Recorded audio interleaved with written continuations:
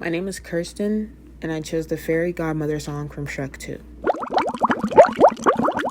Dama Fortuna, more commonly known as the Fairy Godmother, has built a successful business off of granting wishes and is the main antagonist in Shrek 2. She lives in far, far away and has one son called Prince Charming. The main reason for this song is that the Fairy Godmother wants Fiona to leave Shrek and marry Prince Charming. This song is very upbeat, enchanting, and vibrant, things that the Fairy Godmother thinks will appeal to Fiona.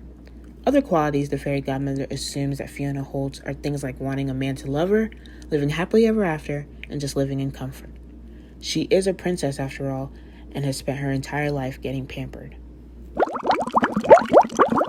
Prior to the Fairy Godmother's entrance, Fiona comes racing to her room out of frustration on the verge of tears because of a nasty fight Shrek and Harold, Fiona's father, engaged in at the dinner table. Fiona has been frustrated with Shrek ever since moving back into the castle with her parents, and them being all alongside each other has not been the greatest.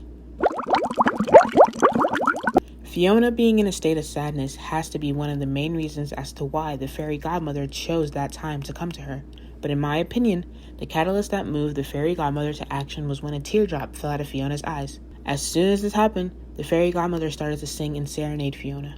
This moment impacted the speaker, the Fairy Godmother, because she knew it was a moment of vulnerability and also knew that Fiona would have been much more susceptible and open to listening to the dream life Fairy Godmother was selling to her, which would hopefully lead to Fiona breaking away from Shrek. In the beginning of the song, Fairy Godmother tries to prove her credibility by appealing to her emotions. She swoons and consoles her. Your fallen tears have called to me. She emphasizes that she knows best. With just a wave of my magic wand, your troubles will soon be gone. And offers a solution.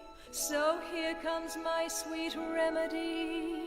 Further into the song, Fairy Godmother gets expressive. She shows and lists all the things she can grant her. I'll make you fancy, I'll make you great. And further digs into her sadness. Worries will vanish, your soul will cleanse.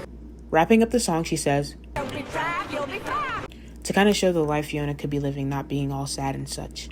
Also, she will not shut up about the prince.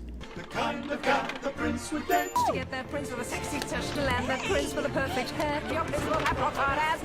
She uses prince so much, I think she was intending the use of the word as a subliminal message. To be like, hey, my son is single and ready to mingle. And did I tell you that he's a prince? The Fairy Godmother uses ethos and establishes her credibility by letting Fiona know that she's her Fairy Godmother to gain some sort of trust. She also uses pathos and appeals to emotion in the beginning of the song as well as the end. Then she uses ethos again to further push her credibility when leaving by giving Fiona her business card.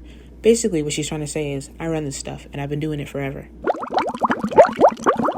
All in all, the Fairy Godmother made a poor attempt at trying to play matchmaker with Prince Charming and Fiona.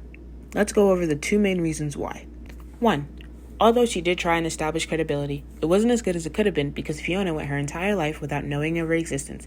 And then out of nowhere, this flying witch who has deemed herself as her quote-unquote fairy godmother is now giving her relationship advice? Seems pretty sussy to me. 2. She was also very expressive, and while it's great to be enthusiastic, the author should have really tried to understand their audience more because from the looks of it, Fiona is a very laid-back and reserved person and doesn't work well with in-your-face people. Along the road, the Fairy Godmother basically manipulates Fiona into thinking her son is Fiona's husband, which is also embarrassing. Like, take the L and go. But Fairy Godmothers will be Fairy Godmothers. Overall, feeling a light 6 to a strong 5 on the effectiveness of this. Transition. Have you given the song a listen? Did you like it? Did you hate it? What would you rate it? You're the best, you're the best. What should I review next? Fairy Godmother song from Shrek 2 for life. Girl, why would you...